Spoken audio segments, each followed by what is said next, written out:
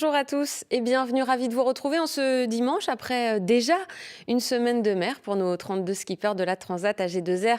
La mondiale, c'est bien sûr le grand direct de la Transat, vous en avez l'habitude comme chaque jour à midi sur Info Sport Plus. Merci de votre fidélité, de votre présence, surtout en ce dimanche. Francis Le Goff est là, évidemment, directeur de course. Bonjour Francis. Bonjour. Tout va bien après 7 jours de mer ? Très bien. On va voir les détails des classements dans les minutes qui viennent. Vous en avez l'habitude, évidemment. Mais on salue avant cela notre invitée du jour, Marine Douguet. Bonjour. Bonjour. Merci beaucoup d'être là, chef de projet NF Habitat et aussi femme de Corentin Douguet. Exactement. Vous allez nous raconter dans les minutes qui viennent ce que ça implique d'être femme de marin dans ce genre de transat. Petite question, tout d'abord, comment vous vivez, vous, cette première semaine de course ? Je la vis bien, surtout qu'aujourd'hui, NF Habitat est plutôt dans une position qui est intéressante. Il y a encore du jeu et donc forcément, quand les bateaux sont devant, c'est plus facile à vivre. 6e position pour NF Habitat, on verra le classement dans un instant, mais on va débuter, vous en avez l'habitude aussi, par l'image du jour. Ça va amener un petit peu de pédagogie dans notre émission, image qui nous vient, Francis, du bateau Teamwork des filles, Isabelle Joske et Justine Métro. Alors, il y a une manœuvre que vous allez découvrir et que vous allez nous expliquer, Francis, avec Voilà. ces images. On va tenter. Vous allez découvrir les images. Les voilà. Donc là, voilà, les filles sont au portant, sous spi. Elles préparent un empannage, en fait. Elles cherchent de la vitesse avec le bateau pour que la grand voile, vous venez de la voir passer de l'autre bord, passe assez délicatement, parce que sinon, ça peut devenir très, très, très compliqué. On peut casser un petit peu de latte si on va trop vite. Et là, maintenant, Isabelle est à la barre. Elle place au mieux le bateau. Et puis là, on stabilise le spi, ça va rebrasser un petit peu. Alors, ça veut dire qu'on ramène le spi au vent, sur le côté droit du bateau. C'est ce qu'est en train de préparer Justine. Et là, comme c'est en double, faut prendre son temps et assurer la manœuvre absolument. Donc c'était sur le winch, on l'a vu wincher un tout petit peu. Et puis elle va se déplacer, en s'assurant. Vous voyez, elle a gardé une main sur le haut banc. Et puis, elle va aller décrocher le tangon. C'est ce tube que vous voyez maintenant, blanc, là, qu'il va falloir mettre sur le nouveau bras. Voilà, c'est ce qui est fait là. Et on va repousser devant ce tangon. Ça va finir de stabiliser la manœuvre, le raccrocher au mât et puis revenir dans le poste à l'arrière et terminer les réglages. Et là, on voit vraiment que à la barre, elle reste très très concentrée, Isabelle, de façon à évidemment bien garder la vitesse du bateau et surtout la stabilité du bateau. Voilà, donc il y a un petit changement de direction. C'est ce qu'on Exactement, a, c'est ce un qu'on a changement vu. de direction. C'est ce qu'on a vu sur ces images, ce duo féminin qui a cassé l'anneau de la tétière du grand spi.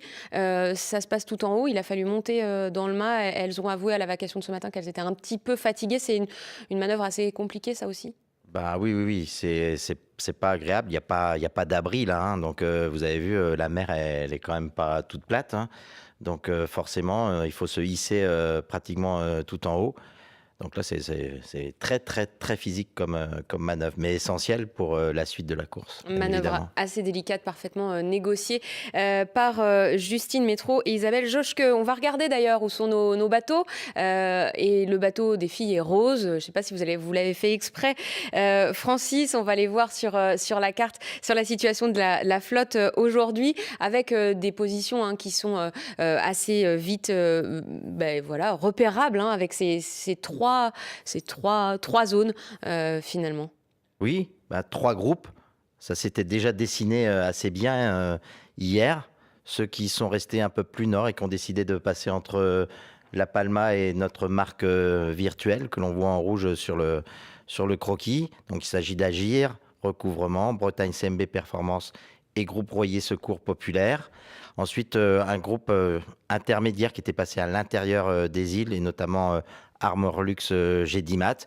Et enfin, NF Abrita, Braiscola et Guyot Environnement qui ont choisi plutôt l'option des côtes africaines, avec actuellement pas mal de vent sur cet endroit du parcours. C'était sûrement la raison principale de leur choix. Une route un peu plus longue, effectivement, à ce niveau-là, mais un peu plus de vent aussi. Donc, on ne sait jamais. Comme le disait Marine, ça va peut-être redistribuer un petit peu les cartes dans les jours qui viennent. On va partir en mer parce qu'un marin nous attend. C'est Miguel Danette qui est avec nous en direct aujourd'hui, skipper du Macaron French Pastries. Bonjour Miguel, merci beaucoup d'être avec nous. Bonjour, merci de nous appeler, c'est gentil. Vous êtes 10e au classement. On vient de voir la carte et la situation des bateaux. Vous avez choisi l'option des côtes africaines. Je crois que ça avance plutôt vite de votre côté, en moyenne, en tout cas pour vous, ces dernières heures. Oui, c'est bien. Là, on est sur le fond, on est autour de 11 nœuds. Donc, c'est vrai qu'on ne fait pas la route vers l'ouest ni vers Saint-Mars. On est un peu à l'opposé de la route. Donc c'est pour ça qu'au classement, on va accumuler des lignes de retard et espérant attendre la bascule devant et mettre les clignotants à droite et rentrer rapidement à la maison. Oui, parce que la maison chez vous, c'est Saint-Barthélemy, hein, justement. Vous avez, j'imagine, hâte de la retrouver. Cette option-là, elle vous paraît toujours être la meilleure aujourd'hui ? Oui, après on a option, le temps qu'on n'a pas encore mis le clignotant et donc on y croit, hein, sinon il ne faut pas y aller, quoi. Donc il y a dans quelques jours déjà on verra si le sud si ça plaît, si l'investissement il a payé. Et si les mecs au nord, les stars du nord, là, ils arrivent à passer ou pas, on croise les doigts et pour le moment on est confiant. La confiance à bord de votre bateau, tout se passe bien avec Éric Perron à bord ? Oui, Eric, c'est cool, on a déjà formé un duo il y a 10 ans. On avait pris une route sud et donc espérons qu'on fasse aussi bien. Merci beaucoup Miguel d'avoir été avec nous aujourd'hui et bonne continuation à vous. On va guetter ce moment où vous mettrez le clignotant. Justement, on va regarder, nous, les routages, parce que le clignotant, il va falloir le mettre. Dans combien de temps à peu près, Francis, pour ces bateaux-là ? Bien, pour l'instant, on est plutôt sur la journée du 11 dans la matinée. Voilà. Mais ça reste encore assez incertain, tout ça. Mais ce qu'on remarque pour l'instant, surtout, c'est ce que disait Marine tout à l'heure, c'est qu'il y a encore beaucoup de jeux. Parce que quand on prend les routages sur 10 jours, il y a à peine pour l'instant 5 heures d'écart entre le groupe qui est le plus au sud et le groupe qui est le plus au nord. Donc voilà, et on parle là de prévision à 10 jours. Donc quand on sait que sous 48 heures, on n'est pas toujours au clair, donc ça laisse beaucoup de jeux. Ça va être très très intéressant à suivre. Marine, est-ce qu'on commence déjà à penser, à prévoir l'arrivée là ? C'est trop tôt. Non, on n'y pense pas parce qu'il y a encore 2 semaines de mer. Hier, Corentin et Christian nous ont envoyé un petit message en nous disant on a passé les Canaries. Là, on va plus voir la terre jusqu'à l'arrivée. Et désormais, maintenant, on part vraiment sur du grand large. Et 2 semaines, c'est long. C'est encore long, effectivement. On regarde justement, après une semaine de mer, le classement. On en a un petit peu parlé déjà avec ce trio de tête, emmené par Agir Recouvrement, Devant Bretagne, CMB Performance et Groupe Royer. Armor Luxe, Gédimat, qui était en direct hier dans cette émission, a choisi le centre, de passer au travers des îles. Se recale, vous l'avez vu sur la carte, un petit peu à l'est et est toujours 4e. NF Habitat, donc, est 6e aujourd'hui. Un coup d'œil sur la deuxième partie de ce classement avec Cornouailles Solidarité Saint-Barth qui est dernier de cette flotte puisque les 3 derniers, vous le savez, ont abandonné. Ils sont loin derrière, mais on le rappelle, ce bateau a fait un arrêt à Lisbonne pour une réparation. Francis, ils peuvent gagner un petit peu, essayer de réaccélérer ou pas. Comment sont-ils? D'abord, pour une réparation de tangon, on l'a vu tout à l'heure sur l'empannage, la nécessité d'avoir on a cette vu son pièce à bord utilité, voilà. effectivement. Donc il fallait vraiment qu'ils retournent faire une escale pour réparer. Maintenant, ils sont dans un système météo qui est différent. Donc là, faut être logique et honnête avec nos téléspectateurs. Ça va être très compliqué pour eux de revenir dans le match. On l'a dit depuis le début, ce sont des bateaux monotypes, donc avec des vitesses qui sont quand même similaires. La différence se fait sur peu de choses. Donc revenir dans le match, c'est très dur pour eux. On leur souhaite évidemment bon courage à cet équipage qui est bien sûr toujours en course dans cette Transat AG2R, la mondiale. On va repartir en mer, regarder ces images qui nous proviennent des bateaux. On remercie les marins de nous envoyer tant d'images pour qu'on vive nous aussi cette Transat avec eux. Ce sont les images du jour tout de suite.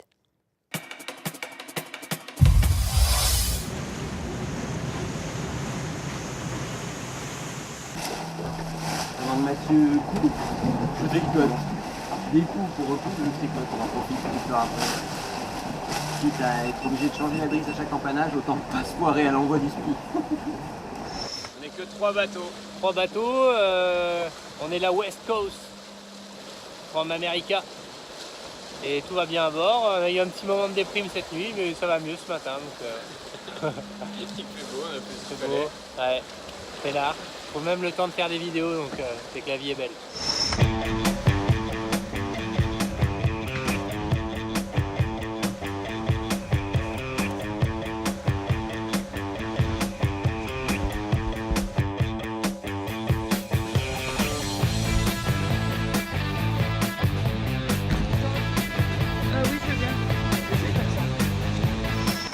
Ça va patron?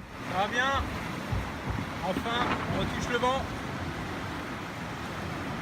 Le moral, ça fait un peu sinusidal.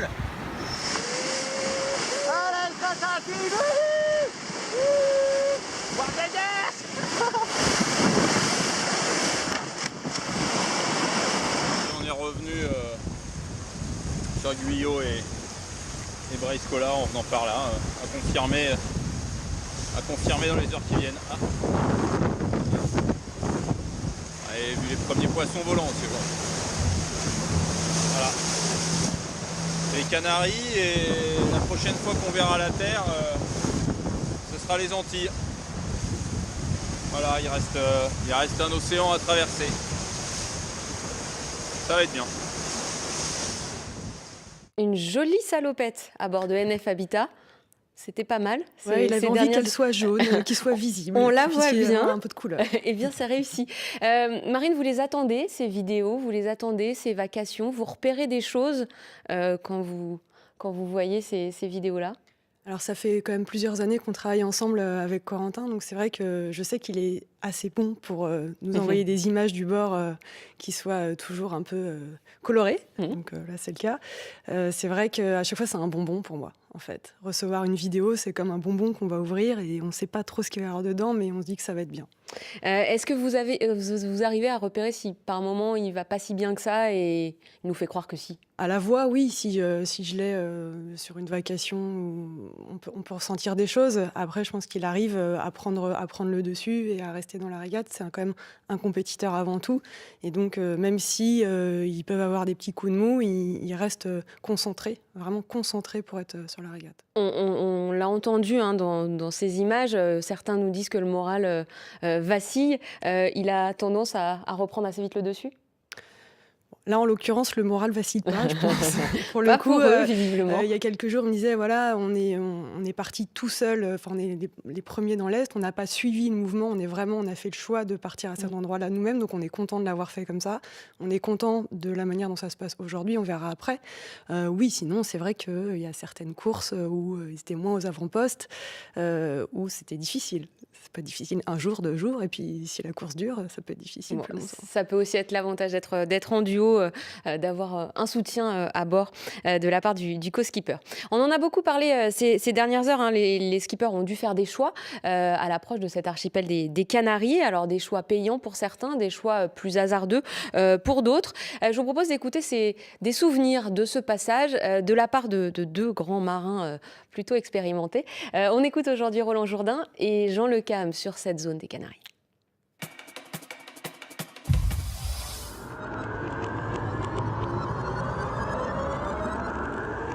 Après le waypoint de Canaries, tu as le choix repartir dans un système plutôt nord, ou alors plonger vers le sud avec aller chercher les alizés et un système plus stable, quoi. Nous, on en a fait les frais. Avec Gilles Maillet, on a fait Quand tu es dans le sud et que tu as des vents portants et que tu vas à fond la caisse et qu'il fait chaud, etc. Alors que nous, on a fait plutôt le truc avec le vent dans le nez et puis pas très chaud et puis pas de vent, plus de vent, enfin la misère complète. On pensait à vous. Ouais. Là, c'était l'horreur totale, quoi. Le waypoint, donc ça c'est un truc qui se pratique effectivement de plus en plus parce que comme à bord, la précision des balises qui nous traquent en fait fait que on peut pas carotter quoi. Enfin, le waypoint est comme ça. Effectivement, il faut pas mettre des waypoints dans des coins trop pourris, mais bon, celui-là, il est là. Et waypoint ou pas, on n'aurait pas de waypoint, on aurait la problématique de virer une île qui est encore pire, parce qu'on aurait le dévent à se prendre d'un côté de toute manière. Et dans certaines situations, comme Jean racontait à l'instant, ça faisait 2 jours que je regardais les fichiers et les routages disaient de partir dans le sud, mais j'ai jamais eu l'habitude de partir dans le sud-sud. C'est pas normal, c'est pas habituel. Donc tu te mentalises pas à ça, quoi. Et ça a été un effort, alors qu'il y avait une espèce de logique à le faire, ça allait contre nature, quoi. Et pourtant c'est passé par là, par le sud.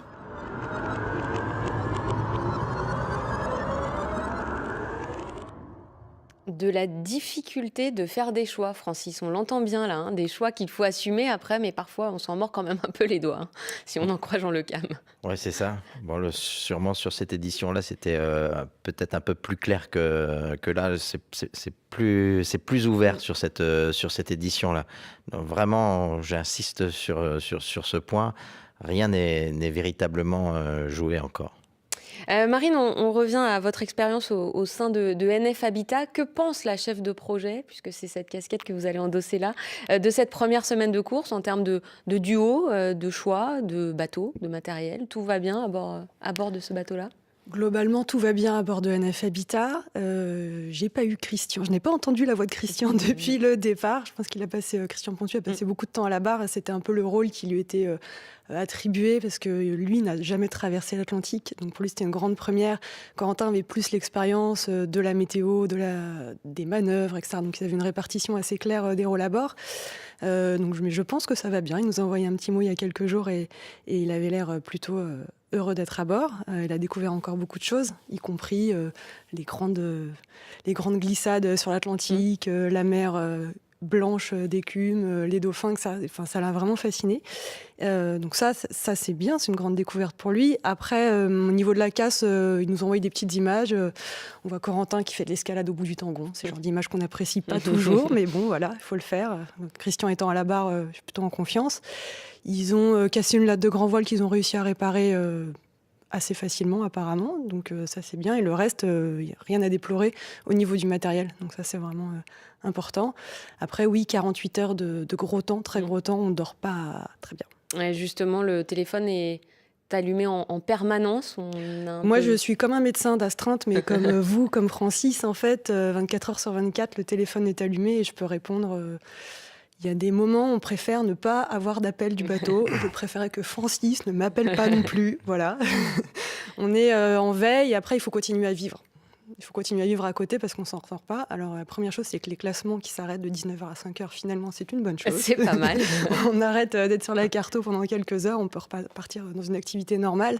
Et puis, oui, la vie continue. Je crois qu'il faut vraiment qu'on vive à terre.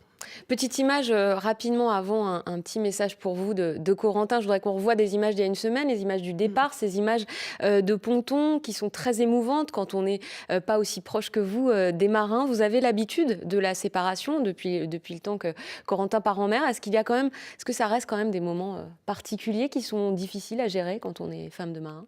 Ça reste des moments particuliers. Le départ de la Transat AG2R La Mondiale est un moment particulier parce que c'est une transat. Donc déjà, c'est vraiment, pour en vivre beaucoup des départs de pontons, on n'a pas la même émotion sur les pontons que sur C'est la une 8e course. pour Corentin quand même. Donc ça Alors, commence 8e transat, après, 3e il en AG2R. a fait, voilà, j'étais pas forcément à ses côtés. Il y a eu des départs, on était côte à côte, chacun sur notre bateau, mais on était ensemble, donc on était encore dans une émotion différente. Là, entre guillemets, j'étais plus dans le travail, donc il y avait une partie émotion, mais qui a réussi à être un petit peu, voilà, on s'est dépassé par le fait d'être dans l'action. Ça permet de prendre peut-être un petit peu de recul Ouais. également. Alors avant de partir, Corentin nous a fait quelques confidences. Et il y en a une qui vous concerne, Marine. Alors on va l'écouter et puis vous réagirez évidemment juste après. C'est pendant la G2R 2006 que j'ai décidé de la demander en mariage. Ce que j'ai fait quelques mois plus tard, pas juste à l'arrivée. Elle a dit oui. Et j'y réfléchirai aussi pendant cette AG2R 2018, mais je serais plutôt motivé pour continuer. Ouais. Continuer le mariage ? Ouais. Voilà, un grand sourire. Il ne s'est pas trompé sur la date, rassurez-nous. Ah non, il s'est pas trompé sur la va. Ce matin, en préparant l'émission, on s'est dit pourvu qu'il ne se soit pas trompé de transat. Non, sur Ça la va. sur la G2R 2006, en fait, on était chacun sur un bateau. Moi, je suis pas allée au bout de cette transat-là, mais lui, oui. Et pendant ce temps-là, il a eu le temps de réfléchir à son avenir, au nôtre en tout cas. En tout cas, là, il a l'air convaincu de continuer. D'ailleurs, il est en ligne avec nous depuis le milieu de l'eau. Corentin, bonjour. Corentin Douguet, merci d'être avec nous. Bonjour. Alors, je vais être galante, ou en tout cas donner la première question, l'honneur de la première question à Marine, qui est notre invitée ce matin. Marine, un petit mot pour Corentin pour débuter cette vacation. Le premier petit mot, c'est comment allez-vous ce matin, en fait? Tout va bien à bord. À part, le seul problème qu'on a, c'est que Briscola va un tout petit peu plus vite. Et je ne sais pas pourquoi, mais sinon tout va très bien. Ouais. Tout va très bien. Les conditions de nappe, l'ambiance est bonne. On est content d'être là où on est. Enfin voilà. Donc, un bon dimanche. Et en plus, j'entends ma femme en direct au téléphone. C'est Donc, pas loin d'être parfait. un dimanche parfait. On vous a lu, on vous a entendu déjà nous parler de cette dernière île que vous avez croisée, Grand Canaria. La prochaine, ce sera une île des Caraïbes, dans quelques jours maintenant. Et vous le dites, entre-temps, un océan et un beau voyage. Elle a l'air carrément tranquille, cette transat, non ? Non, elle n'est pas tranquille. Il y a du rythme. On est tout le temps à la bagarre avec les autres bateaux, à chercher à faire avancer le bateau au mieux. Christian avait emmené un peu de littérature et là, ça fait une semaine qu'on est en mer et il n'a pas lu une page. Donc, il n'était pas censé lire des. Il n'était pas censé lire des poèmes. Ouais, c'était un de ses projets, mais pour l'instant, on n'a vraiment pas trouvé le temps. Voilà, les conditions sont clémentes, mais la bagarre est hyper intense. Bon, eh bien, on vous souhaite de rester dans la bagarre, évidemment. Marine, un petit mot ? Évidemment, je vous souhaite de rester aussi dans la bagarre. Je pense que là, c'est bien d'être là où vous avez envie d'être. Ça, c'est fondamental. Continuez comme ça. Et puis, on espère entendre Christian un jour nous parler. La tactique, on a beaucoup parlé de tactique là depuis plusieurs jours. La vôtre, elle vous semble toujours la bonne ? Comment vous vous sentez par rapport au reste de la flotte ? Ouais, nous on est content d'être au sud toujours. C'est un choix qu'on a fait assez tôt et pour l'instant, déjà on est en tête de ce paquet-là et après. Les petits jeunes à l'ouest, là, on verra comment ils vont se dépatouiller de là. Et après les routages, ça peut le faire pour eux, mais leur route est quand même pas aussi limpide que la nôtre. Donc on a bon espoir que ce soit le paquet du sud qui ressorte devant les cow-boys qui sont partis à l'ouest. En tout cas, c'est pour ça qu'on est venu là. Merci. Et de toute façon, on n'aura pas d'éléments de réponse avant longtemps. Merci beaucoup Corentin en tout cas d'avoir été avec nous aujourd'hui en direct. On salue Christian Pontieux bien sûr à vos côtés. Il a raison Francis Le Goff dans ce qu'il dit Corentin sur les options payantes ou non. Ouais, c'est sûr que Sur la partie nord, pour l'instant, les routages donnent un tout petit peu d'avance, mais avec beaucoup d'incertitudes. Il va falloir être très très attentif pour faire les bons recalages. Je ne dis pas que la route sud, c'est plus confortable, mais en tous les cas, sûrement pour l'esprit et pour la concentration, c'est sûrement plus simple d'être au sud à l'heure actuelle que de l'autre côté. Sur cette transat, Marine, on a un couple qui s'était lancé sur Everyal, Tanguy Le Turquet et Clarisse Kramer. Vous pourriez, vous aussi, partir en duo avec Corentin ? Je ne sais pas.